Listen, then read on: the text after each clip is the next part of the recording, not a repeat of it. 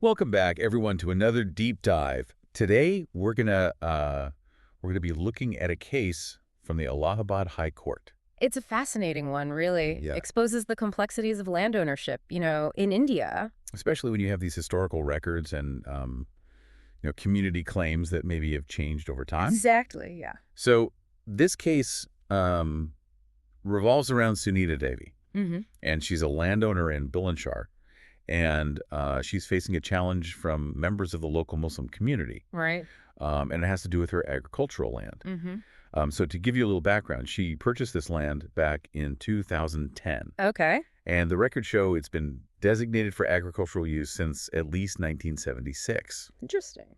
However, we have Suleman Khan, Mm-hmm. who's representing the opposing side, and he's arguing that that the land was wrongly categorized. Okay. And his claim is that this land was historically used as a Muslim burial ground, A Kabristan. a qabristan, yes. Yeah. Interesting. So we're dealing with, historical claims versus current ownership. Exactly. This is where it gets tricky. Yeah, and you have the Uttar Pradesh Zamindari Abolition and Land Reforms Act of 1950. Right. Um, and the heart of this matter lies in, how land was classified and allotted. Mm-hmm. Decades ago. Yes, and this idea of Banjar land, Mm-hmm. which is essentially uncultivated land. Right, right. So how that was classified and allotted is going to play a role in this. Yeah, and I'm sure some of our listeners are thinking, well, why didn't this come up when she purchased the land? That's a good question. And that's where things get a little more interesting. Yeah. So during her purchase in 2010, she followed all the proper procedures. Okay. She has a registered sale deed. Mm-hmm. The land's ownership was officially transferred in revenue records, which is called a mutation. Right. And there were no objections at that time. Interesting. So it seems like everything was above board at the time. It was. If you think about buying a house, you check the deed, you make sure everything's in order, Right. and then you're good to go. But in this case, years later, this challenge emerges. Hmm. So where do we go from here? Well, this is where the UP Zamindari Abolition and Land Reforms Act comes into play, Okay. and specifically Section 128.4. Uh-huh. And this section allows for challenges to land allotments. I see. So there's a legal avenue for this kind of dispute. There is, but not just anyone can say, hey, this is my land. Right. There have to be some rule. Exactly. So there are limitations on who can challenge and on what grounds. Okay. So it's designed to address legitimate concerns. Yes, Not just to disrupt the system. exactly. And for our legal eagles who are listening in, Mm-hmm. this case really dives into some procedural nuances. Okay. For example, the previous owner, Karnveer, acquired transferable rights to this land way back in 1995, So long before this challenge. long before, which further strengthens Sunita Devi's claim. Right. The history of the land becomes really important. It does. And, I think what captivates people about cases like this is the human element. Of course, yeah. You have Sunita Devi, who stands to lose her land, her investment. This is probably part of her future. Absolutely. It's her livelihood, her security. Exactly. And on the other side, you have this community's claim, which is rooted in, history and cultural significance. Right. It's not just about the land itself, but what it represents. Exactly. Burial grounds aren't just plots of land. No, they hold a much deeper meaning. They do. Yeah. So it's not just legal technicalities, it's real lives and deeply held beliefs. Absolutely. This case really highlights that tension. It does. And Right. that's what makes it so compelling. Yeah, I agree. It's a fascinating case. Yes. Yeah, it really is a classic clash, Mhm. Individual property rights versus community claims. Right. Happens all over the world. Yeah. And, in this case, Mm. you have Suleman Khan. He's contending that this 1976 classification Was just wrong. Mm-hmm. And it should revert back to its original purpose as a Kabristan. Okay. But Sunita Devi's legal team is arguing that this whole challenge is time-barred, meaning it's way too late. Right. And this goes back to those time limits we talked about under the UP Zamindari Abolition and Land Reforms Act, Right. specifically sections 1985, Yeah. 1986, and 1989. Okay. They lay out the time frame for these kinds of challenges. So it's not just a matter of was it right or wrong. Exactly. It's also, is it even allowed to challenge it now? Exactly. And it brings us to a really interesting legal principle Okay. called constructive res judicata. Okay. I'm gonna need you to break that down for me. Okay. For us non-lawyers. Okay. So imagine you have an argument with a friend. Okay. And you work it out, you come to a solution, and then years later they want to bring up that same argument again. You'd be like, hey, we already settled that. Right. That's kind of what's happening here. Right. So it's like you had your chance to raise this. Exactly. And you didn't. You didn't, so it's done. So now it's off the table. It's off the table. Yeah.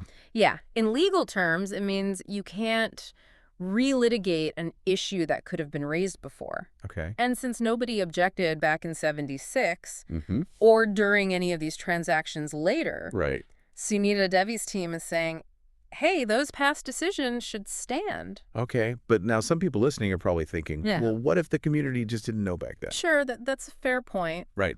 But the law has to balance these competing interests. And with land ownership, there has to be some stability, some certainty. Yeah. What if you could just challenge land classifications decades later? Right. It would be chaos. It would be chaos, yeah. Yeah, like imagine you buy a house. Right. And then 20 years later, somebody comes along and says, well, actually, you built this on my ancestral land. Exactly. Yeah. It undermines the whole I system. have the whole idea of owning something. Yeah. Okay, so then that brings us to this idea of the burden of proof. Right. Which I know is a big deal in these land ownership cases. It is, yeah. The person who's claiming ownership, they have to prove it. So you can't just say, this is mine. Right. You got to back it up. But you need the evidence. You need the receipts, basically. Okay. And Sunita Devi seems to have done that.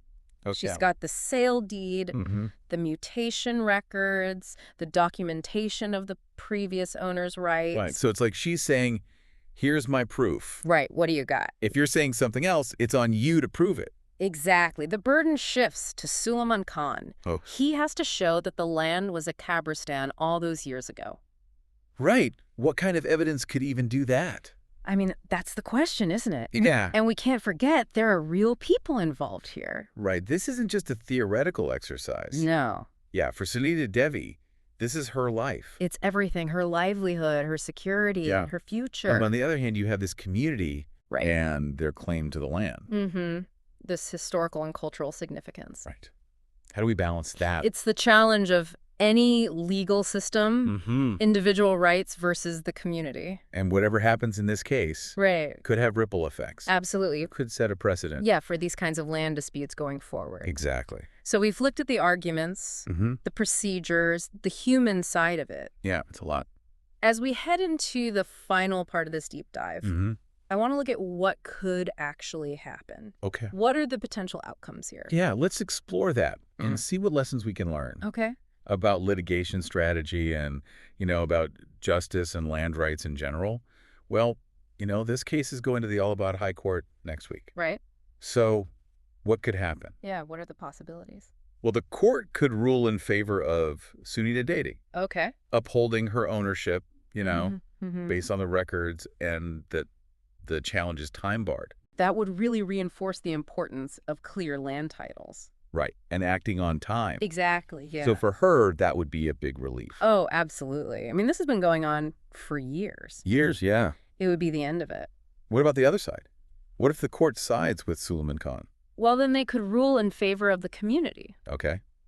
Potentially revert the land back to being used as a Kabristan. Wow, that would be a huge decision. Yeah, it would have implications beyond just this case. Right, for other disputes like this. Exactly. It raises questions about how communities can reclaim land.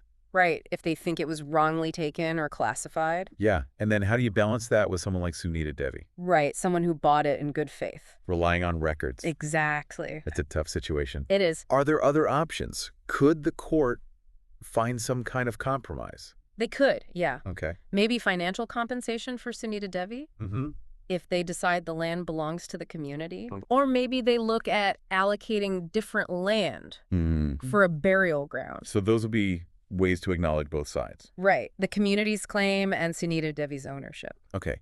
It's interesting. We've talked about all these legal strategies. Yeah. Sunita Devi's team using things like constructive res judicata and burden of proof.